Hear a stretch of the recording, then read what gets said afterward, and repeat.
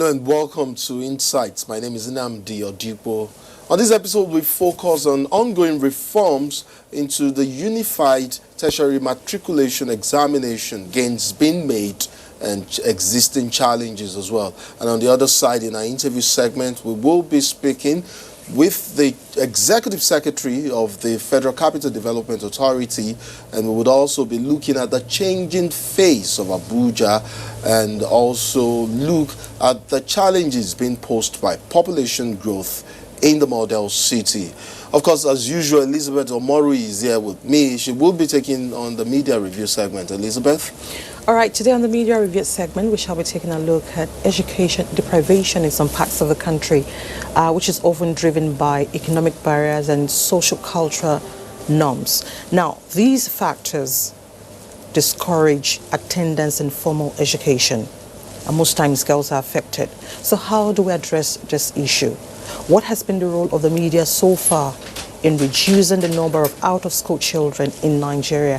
These are some of the gray areas we'll be taking a look at on the media review segment of the program. Bumper-packed episode, I dare say. Let's proceed with the discussion segment.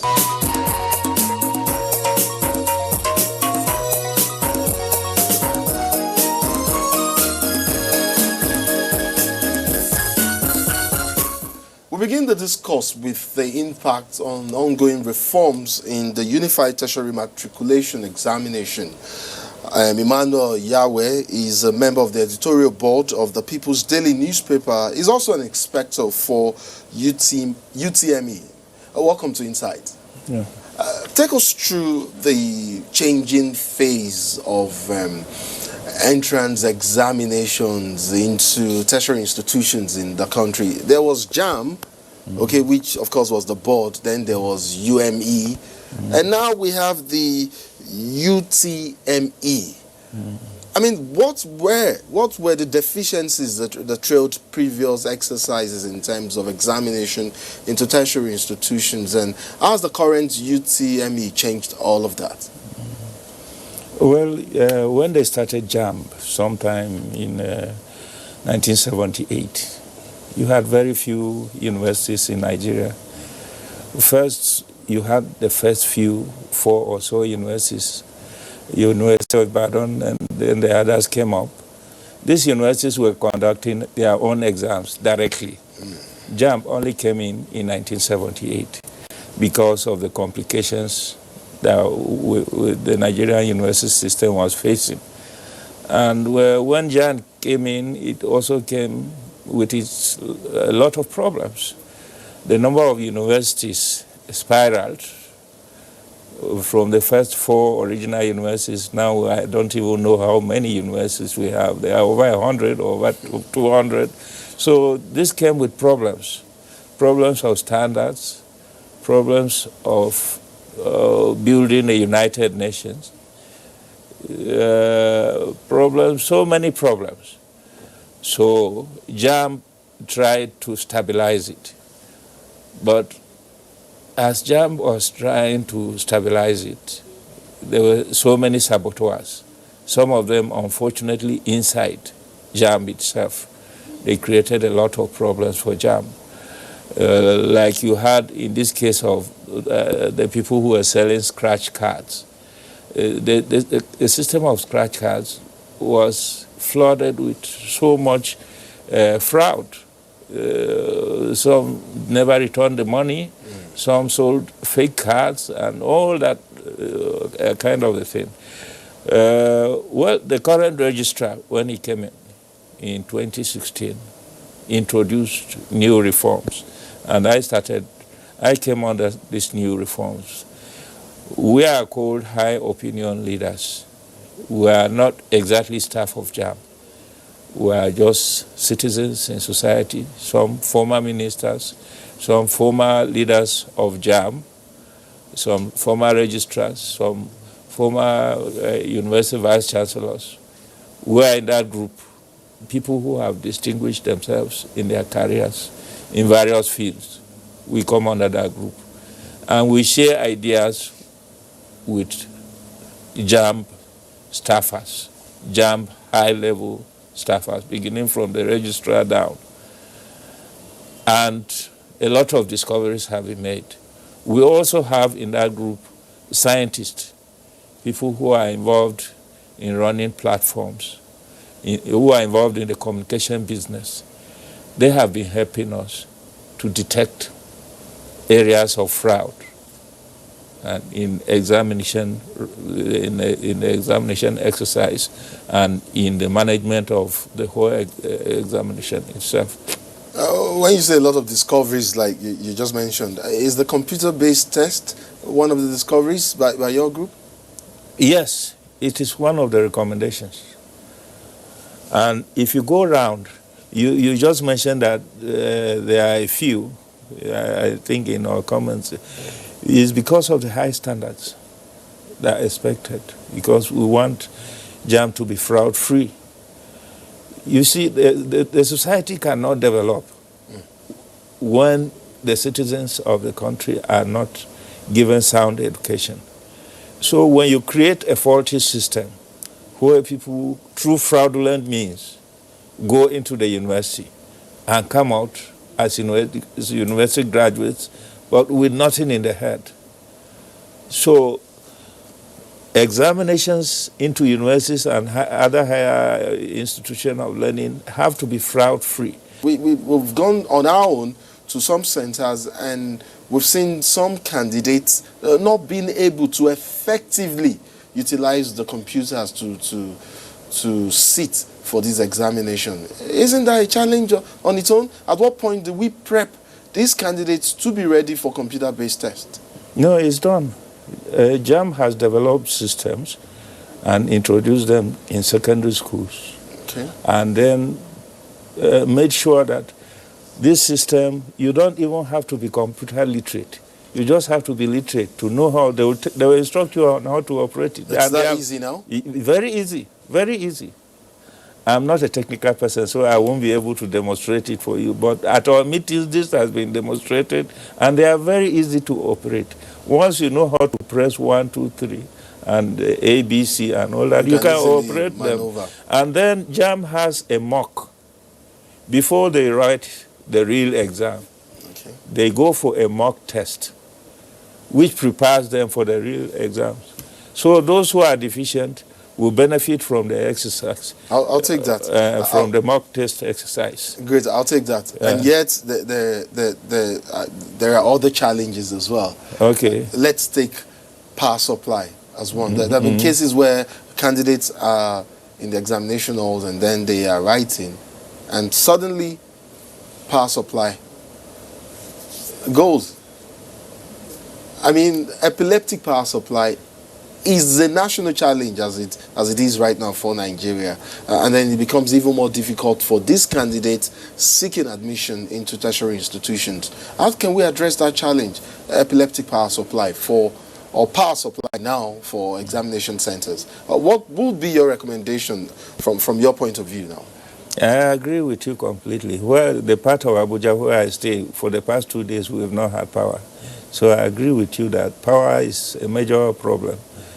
Is a major hindrance to national development. It affects JAM operations too. What JAM has done, you have computer-based test centers. These computer-based test centers are all supposed to have generators. Okay. And they are not the I pass my neighbor kind of generators. They are very strong generators. So immediately NEPA takes their power. That one comes on automatically. And there are areas where they are taking these exams where even there is no NEPA in the rural areas. Exactly. So JAM insists that if your computer, because the computer-based test centers are privately run, they are not property of JAM. JAM goes into partnership with private people to run these centers. So before you qualify to be approved as an examination center, one of the conditions is that you must have a very reliable generator. So that is being taken care of. Talking about qualification now to be an examination center, please take us through the requirements for if I have a computer center, for instance, now, I mean, if it's something you know, I mean, please just take us straight. If it's something you know. It's not something. It's not an area you're familiar with. Great, we'll take that up. We'll take that up with the board. With the board. Subsequent. There are technical requirements. Okay, great. Which require more detailed knowledge than what I have. And in fact, the stage where I come in is when they have finished all this and they are about writing the exams. That's when we go in to supervise, to make sure that everything is smooth. But before then, we come up with ideas, and everybody comes up with ideas in relation to his field. Bankers are also there to try to minimize the fraud that goes on with selling of JAMB documents. You remember a girl who complained that the money she sold the scratch cards was eaten by a snake. So many funny stories were coming out of JAMB. Bankers are also there. So everybody comes with his knowledge. Former ministers of education, they are all there. So everybody comes with knowledge from his field of experience. So that is an area that is outside my experience. There was a development quite recently where the board expressed concern over examination centers, some perceived to established, in fact, as a matter of fact, to be engaged in fraudulent activities. What are your recommendations, or what are the recommendations from your group in tackling that situation? The problem with Nigeria is that when you bring out a system, you want to solve a problem. So some people will study that system very well. Look for ways to circumvent. That is it.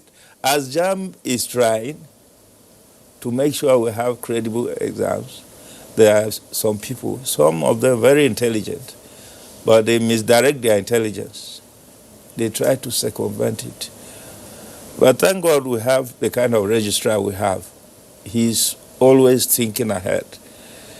The kind of science he has introduced in JAMB is such that he has access to almost every center through scientific means. All the reports get to his office.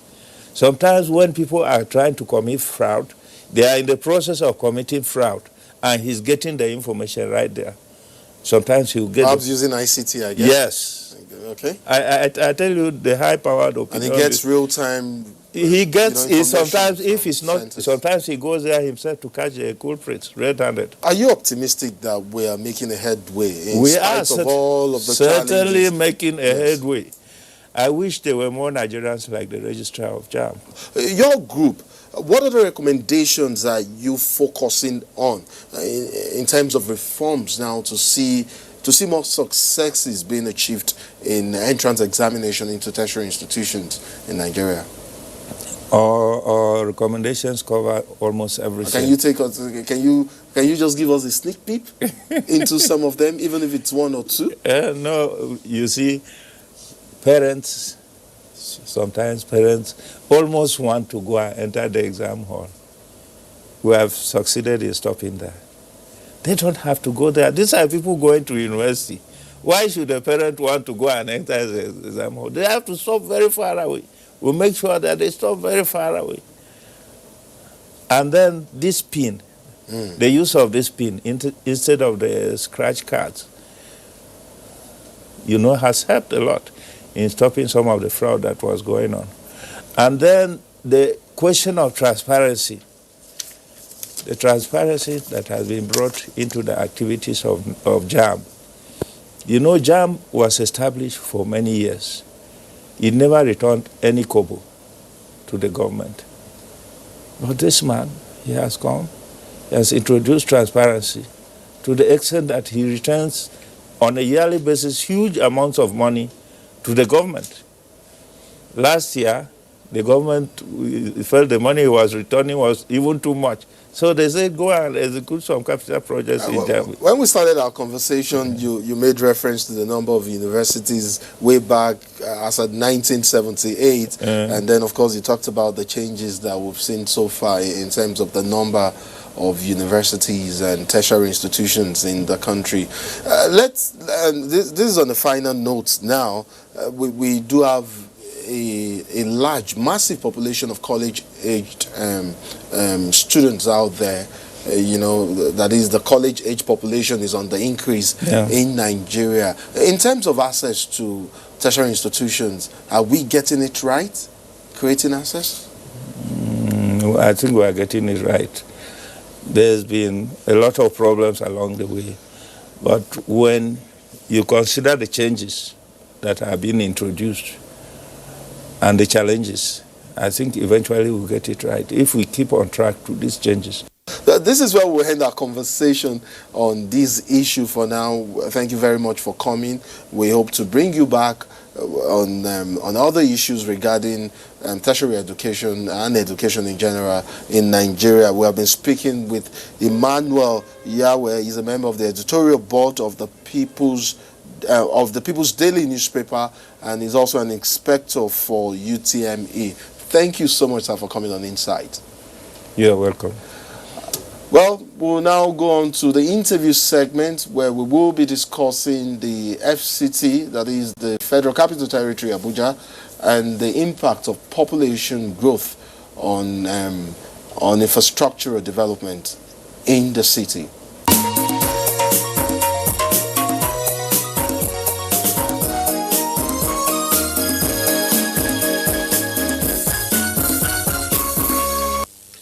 Moving ahead now, we will take a look at development issues in Nigeria's capital city, Abuja, and how the model city contends with infrastructural challenges in the face of population growth. I have joining me in the studio the Executive Secretary, Federal Capital Development Authority, Engineer Umar Gambo Jibril. Welcome to Insight. Thank you very much. You're welcome. So very quickly and as concise as possible, please help us put this into perspective. There is the Federal Capital Territory Administration, and there's also your agency, which is the Federal Capital Development Authority. Where exactly, or what exactly are their roles, and what are their mandates? And because I do know that a lot of people, not just in Abuja now, but across the country, take them as one and same entity.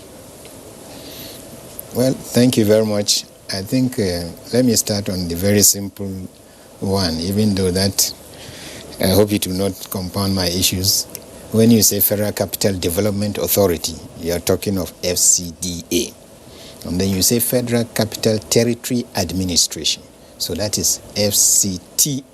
FCTA. Now, FCDA is a development agency of the federal government established by the Act of FCT of 1976 to essentially develop the infrastructure of the federal capital city and the territory at large in terms of the regional development. So basically, we are an establishment that is supposed to have given life, to give life, so to say, to the Federal Capital Territory in terms of bringing out the master plan in the city, and then for regional development, provide the planning, the design and development of infrastructure, the entire gamut of infrastructure, roads, water supply, electricity, telecommunications, and all the other, sewerage, and name them. All of this is supposed to be done by the Federal Capital Development Authority. And then the interface with all agencies of government in the territory in terms of developing their buildings and other facilities. They are supposed to be oversighted by the Federal Capital Development Authority. Example is, if Ministry of Information is building maybe a complex for the ministry in Abuja. Overall, even given every organ that is supposed to be within the built environment to produce that, the FCDA is supposed to be the overall supervisor, like the one that is being done at the National Library. It's under the Federal Ministry of Education. But FCDA is the supervisor. We have to be the one that... Especially for federal projects, if I get you right. Federal projects. All federal government projects in the Federal Capital Territory. We are supposed to be. So Federal Secretariat, all these are supposed to be under our purview. We are interfacing with the FIRS to do their own complexes. There are quite a number of these. The Correctional Services Agency, the former Nigerian Prison Service, we're looking at what they are doing right now in their new development in the Karshi area. And of course, coming back home, the Nigerian Television Authority complex, which has been on just behind us here, it has been with the supervision of the FCDA. So, how is that different from the FCTA? Along the line, the necessity for administrative oversight came up when the then administration of Shehu Shagari, they created the Federal Capital Territory Administration. And then we had a minister who looks at the administrative function of the entire territory and then looking at social services, areas of education, health, social welfare, and then the administration matters, all of that. I think is within the purview of, and with the coming of the Order 1 of 2004, when El-Rufai was the minister, it now again redistributed this to the extent that some of the functions of the FCDA were streamlined, so to say, and then the secretariats were created to look at, in the long run, some activity that FCDA was doing, but we needed to allow other agencies, because of the evolution of the FCT, to come on to operate and maintain them, such as transportation. That is what led to some ceding of some of the functions that had to do with operation and maintenance, to the level that at that time the core mandate of FCDA was streamlined, and then we were left with planning, design, and developing. So when we develop, we now hand over to agencies such as, like I said, the transport, for them to operate the transportation system in the city and maintain them. In the area of water supply, the water board came on board, and then the AEPB came on board because of issues of solid waste management and maintenance in the city. So we develop, and when we complete, hand it over to these agencies for them to operate them and maintain, so that at least the city will be better for it because of the expanse of the entire city requirements. Is development control under your purview as well? Development control ought to be under FCDA, quite okay, to be frank, because we cannot be having the development with us. Because after all, you're in charge of land use. Yes, but maybe if I give a direct answer, no. They are not, but we have a lot of synergy in making sure that whatever it is that they do, because of course they do it under the legal power of the FCDA. That's why you see anywhere you go, if you see demolition notice and you don't see FCDA there, then it's like a giveaway to whoever is in contention with the administration or the authority. So, but it is under the Metropolitan Management Agency, which is, like I said, some of those creations that were meant to, smoothen the operations and, maintenance of whatever the FCDA has developed. Great. And then, so like I said, there is now the administrative head who is the Honorable Minister of the Territory, and by the arrangement, he is the chairman of the board of FCDA. So that is how these clear distinctions are. Great.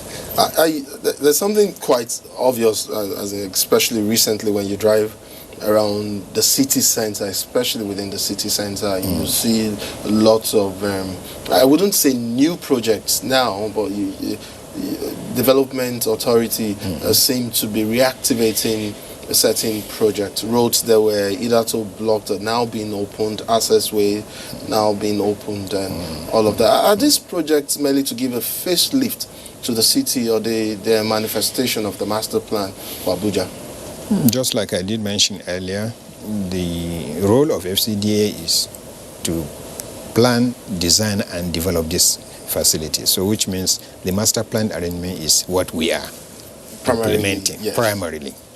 And when the administration came on board, this from 2015 up to now, the focus has been that we try to, finish up the ongoing projects. And in the past there are so many of them that have been lying, at various levels of accomplishment. So even when the administration came back in 2019, the focus just keep going on to make sure that we emphasize on finishing these very, very, very important projects that have commenced, that would have made life simpler for the citizens of the territory, such as the expressway that we have in the city, and then some of the water projects that we have that are still not able to meet the requirements of the city. So in other words, in particular again, the road that you recently saw us talking about, which is the one that is just by our side here, the one we call S8 and 9, S meaning the southern part of the northern parkway, the parkway arrangement, and then the N is the northern part of that parkway. The parkway arrangement is like going within the spine of any city, and that is the one that we just effected, not a total completion, but at least we are now giving it the final definition of its character, such that when you start from like Mabushi, if you say, from Mabushi interchange coming towards the central area, you now have to move in that directional movement that we have launched last week Friday, which is that you keep the National Mosque, the Communication Center, FCDA, NTA, let me not jump, NTA headquarters, FCDA, you keep it on the left and go in that concentric movement, going this way up to Muhammad Buhari Way. And then you can also enter it from the Muhammad Buhari Way, go on the northern side and move on back again between the Kano Liaison Office and the Communication Center down to the National Mosque and then up to Eradua Center. That's the real master plan arrangement for movement in these directions. There are interfaces with other adjoining streets as you come on or as you move around. All these ones are trying to comply with the rotational movement as it is enshrined in the master plan. And I think you can see from what has happened from then that there is some sanity. People are now moving in the manner that it simplifies. You can move from the life camp area. Let me use that as an example, maybe because that is where the seat of the Honourable Minister is. If you come from the life camp, you don't need more than 7 to 10 minutes to get to this area, which in the past, totally. You can bet it is not likely that you are able to get that. I agree. Yes. We are doing everything to make sure that this movement is simplified. There are ample signs that have been put in place. By the time we are done, like I said, with some of the little outstanding issues in terms of finishing the wiring courses, putting on the street lights that should power these places, and some of the additional signs that will require at some of these intersections that cause some bit of confusion. Exactly. I think it will get to a point where nobody will tell you, no, don't go this direction. You just know exactly how you can move and where you cannot. Of course, that is going to take some time, especially for motorists to understand. In the first instance, we're allowing for at least the next 1 month. Right, but I see officers of the VIO officers impounding vehicles. One would expect or imagine that there would be a period, a leeway, for motorists to get used to these changes. Let's not confuse it with the general issues. No, I'm actually talking about within this one-way movement. Yes, that's actually what domain. I'm talking about. Yeah. I think what we agreed is for the next 1 month, people will be guided. Because, like you can see, without the officers on the critical junctions, I think it becomes more difficult. People are just not ready. These signs are there. At each of these very, very critical locations, we have signs that tells you whether you can move forward, straight on, or don't go left, or don't turn right, or this is only one way, or this is an outlet only, or inlet. All these signs basically are there. I know there are missing ones, like I said, and we're making efforts to put them on place. The ones on the driveway, because we have not done with the final wearing course, we will do that immediately. The lanes are marked so that you know that as you are going, you are only to be going on one particular direction. But even at that, you can bet that, some citizens are always, I don't want to say they feel as if they don't see what. If you have a driver license tested, I don't expect some of what we see happen in this country. Because if you go for a test, there are things, you must have the entire road traffic booklet as your guide. Spelling out the rules and regulations. But in Nigeria, you see a lot of our citizens, unfortunately, they see the sign that says don't turn left. It's as if that thing says go left. I agree totally that we need to do a lot more. We need this buffer, if I use that word, so that people will have to begin to change their psyche and make sure that they respect these signs, even without any officer standing on the way for them to be guided. Let me take you further and, in fact, I ask you this. The master plan, you've made reference to it time and time again. It's critical and central to what you do in the FCDA in terms of development in the FCT. For many years, in fact, there was this powerful myth about the Abuja master plan. It seemed, it wasn't just, it was regarded more or less as a law. Not even an instrument of law. I can agree that it's a document for development. Okay, what legal instrument helps you to drive the implementation of the Abuja Master Plan? Well, the law establishing Abuja is very clear. Okay, this master plan, the beauty of it is, you said it correctly, it's not a law as such, but it is something that also is not supposed to be static. It's dynamic. So we ought to be looking at it vis-a-vis what goes on, with our own development sequence. So ideally, the master plan is something that is to be reviewed periodically, and it is being reviewed accordingly, even though there are times that, yes, the timeline would surpass what you're meant to review within a given period, okay? Like it's supposed to have been 5 years, but of course, I know 5 years sometimes goes, right now we are looking at the review process within this year, maximally, because we've been talking about it way back since 2018 and 19.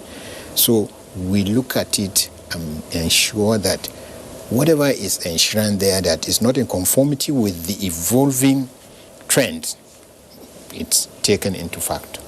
The issue of population explosion is one very fundamental thing, and I think that alone has to be looked at vis-a-vis where we are in terms of the implementation of the code.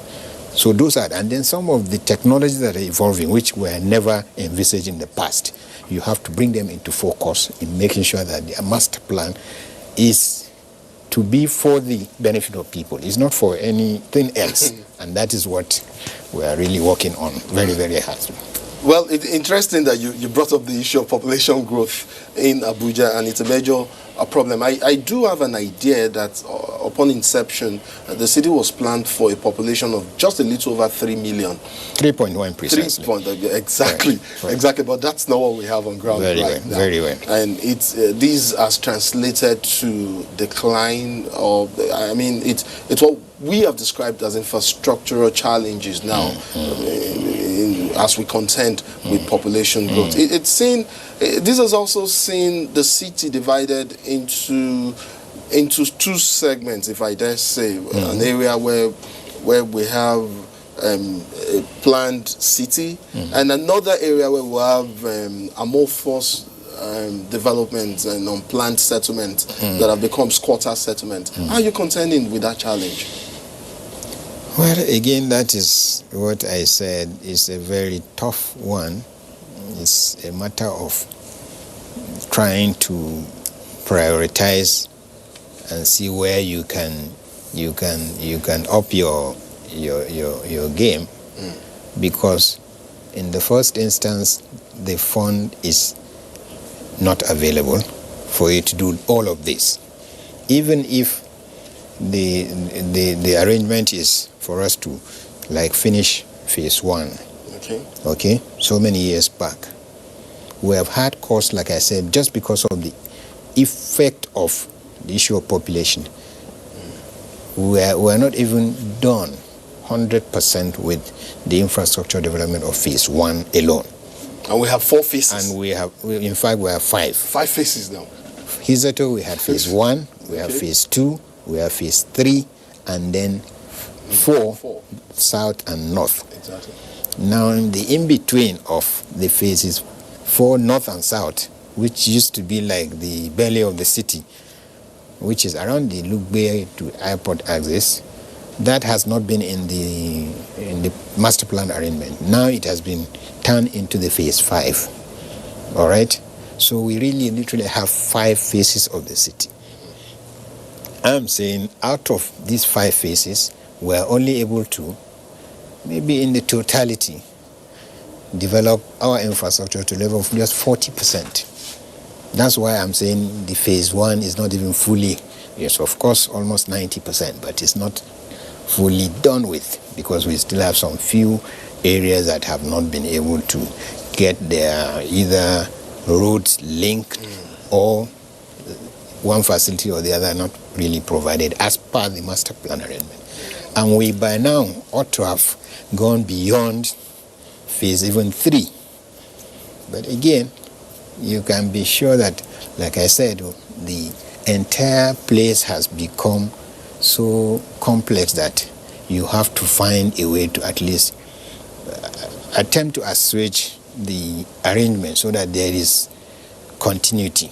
Okay. That's why the issue of finishing ongoing critical infrastructure is very important. And I think that's where you really have to give credit to the current administration. If you come from the AYA in the past, you cannot literally move into the city as you want. But right now, from middle of last year, 2018-2019, you could see that a lot has happened, and we opened up the inner southern expressway, which you call the Goodluck Ebele Jonathan. That has removed that barrier. In the same manner, the airport expressway, in the past it was, when the administration came, it was like you keep moving and meandering between obstructions to one completed zone or the other. That has been removed, and we now have a very, very smooth movement, except again for this the way we do our things. You see people moving in every direction as if there is no sense of patriotism in us. I would join many out there who agree that yes, indeed, a lot has been done in terms of road construction and opening up accessways within the city center.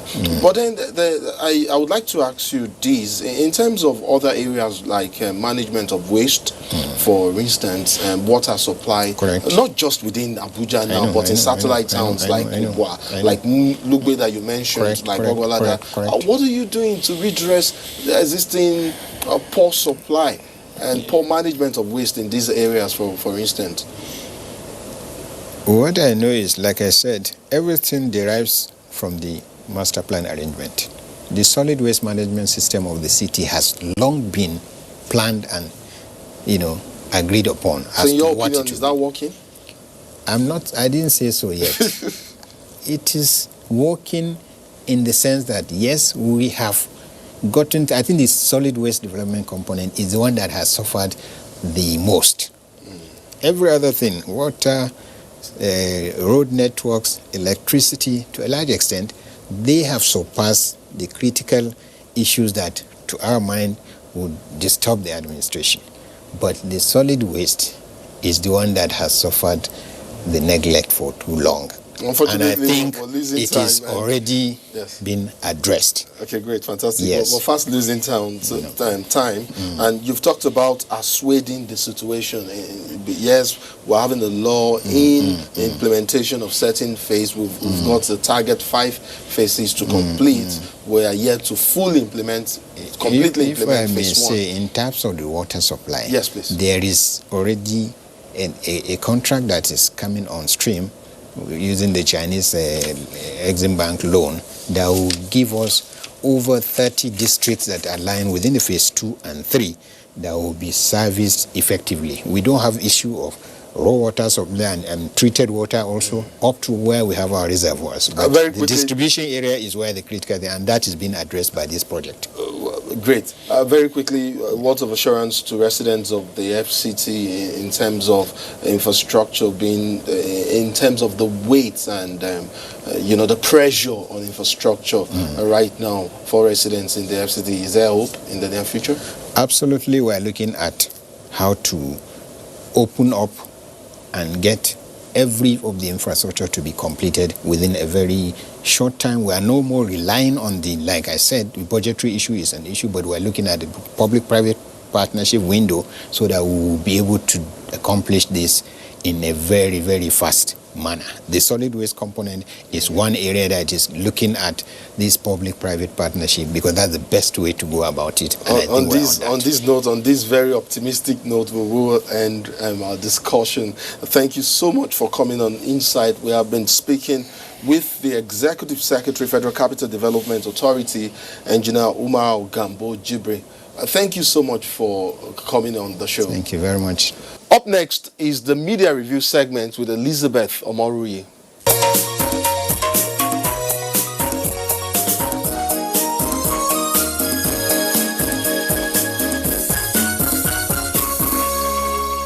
Nigeria's education system encompasses 3 sectors: basic, secondary, and tertiary.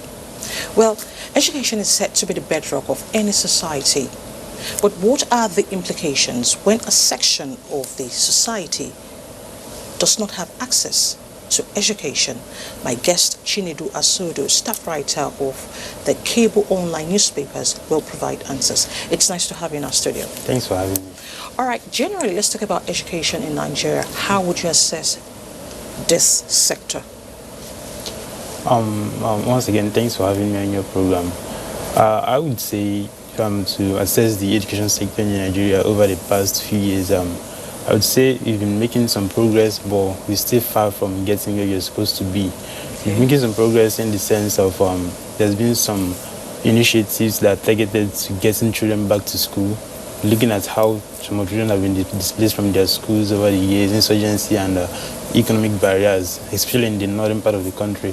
So, but despite that challenge, you've seen some initiatives, government partnering with some development organizations like UNICEF and some other development partners to ensure that these children get back to school. That's for the basic education. Same with the secondary education, we've seen JAM introducing some measures, apart from yielding revenue, getting more funds for them. They're also ensuring to see that there is transparency in the sector. And also for tertiary institutions, institutions, and other higher levels. We've seen lots of progress in that regard, ensuring that the system is cleaned up. So we're not just talking about progress in terms of getting children back to school, we're also talking about the quality of education now, ensuring that the process of teaching, the quality of education being taught these people are also in order. And we've seen the increase in enrollments, looking at the government's efforts in the area of the school feeding programs and some other incentives provided for teachers, especially in the northern parts of the country and in rural communities. So some of these incentives, act as a moral booster for them to get to school. But like I said, we're still far from where you're supposed to be. Okay. Now, let's talk about factors hindering in some parts of the country. There's economic barrier, so cultural barriers. So how can we address these issues? Okay. Because I understand that we have about 10.2 million children out of school. This figure is quite huge. Yeah. So, when we talk about factors that usually are hindering children from getting to school, most often our attention goes to the federal government. We feel that they're failing in their parts. But I think it's high time we started looking at what the state governments are doing to ensure that the children in their states get to school. Okay. I think one of the major failings of the state governments is lack of political will. So you see a situation where some states, for instance, sometime in 2018, UBEC said that about 7 billion naira was not, assessed by about 24 states. So, and the counterpart funding is there. These states just need to provide a little percent of the money so that they'll be able to access these funds. But most of them are just, not even interested in that money. So, and you ask yourself, what's the problem? Why are they not accessing the funds? And some of the states are not even aware that these funds exist. Are available. So the UBEC comes and, keep on hammering that you should come and access these funds. Just contribute that little quota. But you see them injecting funds in some frivolous projects like buying cars and all that. So, first of all, you have to do with political will at the state level. A good number of the state governments are not even bothered about education. You go to most rural communities and you see the dilapidated infrastructure that the students are going to school, and you're wondering, how can a child learn in this kind of environment? So when you look at political will, then you talk about, making sure that you implement the policies that are already existing. For instance, the UBEC Act provides for free and compulsory education, but how many states is that, being affected in? Understand? So most often we have policies, we have laws that we are sure to get children back to school. But in most cases, nobody wants to implement them. And we see, just last week, the House of Reps dedicated a full plenary session to just debate on out-of-school children. Yes. And it's just the same phrases and speeches that are rehearsed over time. Understand? So we have to look beyond words. We have to look beyond, just talking and start acting. We have to make sure that we implement the existing laws. Most of the states will tell you that they have free education policy going on in their states. But visit the rural communities and you see lots of children in the streets. And you're wondering, why are these children not in school? I was in Sokoto recently and I was in the state secretariat, the Ministry of Education, some of the key ministries that you see children, hawking things around those ministries during school hours. And then you see the Commission of Education. You say there is free education in your states, and see children, washing cars, roaming the streets. And you're wondering, what's the problem? And they will tell you, you cannot force the parents, but you have to show the way. That brings me to my next question. Yeah. Out of the 10.2 million out-of-school children, girls have the highest percentage. Why is this so? So most often, the parents see their girls as, instead of you to go to school, I would just want you to maybe go for primary education, maybe just for a few years, and then hand them over to prospective tutors. So you see most of these girls, they would like to go to school, but their parents are looking at the benefits of maybe handing them to early tutors. So you're looking at, okay, maybe this is going to help your family, give you some money, and they see now, how can my child go and waste in quotes, waste some years in school when there's a man willing to take her in. Understand? So it's bad, and then you see most often, the women are deprived in those societies. So you're not looking at the benefits of her going to school, how in the long run, how she's going to be able to stand for herself in the society, and also be able to speak for her peers. You're seeing it as, okay, she's just a girl. what's she doing in school? Let her stay at home and help her siblings. You know, if her brothers are going to school, what stops her from going to school as well? So most often you see the female gender being subdued, and you know, there's that stigmatization that what's she going to school? Let her stay at home and help in chores. When she's ripe for marriage, she will take. And you see little girls being handed over in marriage when they're supposed to be in school. When they're supposed to be in school. So Yeah. at what point would equality come to play? Now we talk about equality. Girls going to school, boys going to school. When some are deprived, so where do we strike the balance? I think we should be able to just tell ourselves the truth, understand that there is no, if a boy is being sent to school, nothing deprives the sister, you know, from going to school. So it's some of those factors that the societies have put in place and say, okay, a girl is not supposed to be in school, she's supposed to help and stay back at home. You know, it's some of those factors that I've seen that, okay, the parents Poverty? are now being guided. Yeah, if you're talking about poverty, it also affects the boy in the family.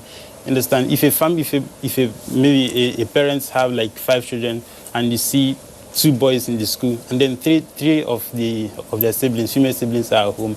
If you're talking about poverty, it's also cuts across all the persons in the school. So why not just, you know, give birth to the ones you can be able to take care of? And if you're going to say, okay, fine, I want to have 5 children, ensure that at least there is some level of education. And the good thing is that there are some development partners that are even bringing in new initiatives to see that parents send their children to school. I was in Zamfara and I saw what UNICEF are doing there. You know, sometimes they provide some cash for parents to see that, okay, have this for your children. Maybe it's 10,000 naira for a term. Even educational You materials. understand? Yeah. So, but you see still some parents seeing that it's a waste of time. So some of them will just go to school. When they get that money, they will take their children out of school. You see some of the children, when it's like 11, 12, they are being sent out to go and hawk. You know, why is that? So most often you have to deal with, you know, the society. You have to deal with some of the values they already use, some of their culture. So it's not just about the lack of willingness not being there. Some efforts have been made, but are the parents seeing the need for them to send their children to school? Okay. Now, just recently, 1.9 million Nigerian youths, undergraduates, sat for JAM, Yeah. which is the highest so far. Does that mean there's a boost in the sector? I really don't think that means there is a boost in the sector. Okay. It's just difference in numbers, you understand? But we should be more concerned about the system. Has it improved over the years? JAMB is doing well in terms of revenues and all, but they should make, you know, they should have it in the back of their mind that that's not their core mandate, you understand? You should be able to improve the system so that at least going forward, you see the transparency in the system. So if they remitted, I think, 7 billion naira for the federal government in 2019, that's fine. But what about the system? Hasn't improved? Is there any improvements? Some of the monies they get through revenues, maybe change of correction in your name, you buy new card, all of those things. Some others may see it as exploitation as well. So you have to look at the system holistically. Are there improvements that where they're supposed to be? Is there transparency? The examination processes, how transparent are they? All those, you know, miracle centers, as they call them. How have they?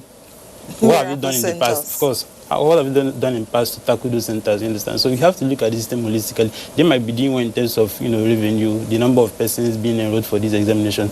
But how transparent is the system? How effective? You know, can you say that someone that sat for JAM that they can defend their score? Yeah. That's a tough one. All right, Chinedu Asodu, thank you so much for your time. Thanks for having me. Thank you very much. All right. Let's not forget, education is key. Let's embrace it.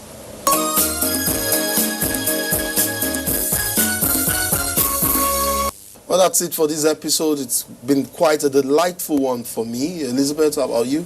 We're very enlightening. You know, education drives development. Indeed. As such, everyone must have access to it. It's very important. Very true. Join us same time next week for more on Insight. I'm Nnamdi Odipo. And I'm Elizabeth Omori. We'll see you next week.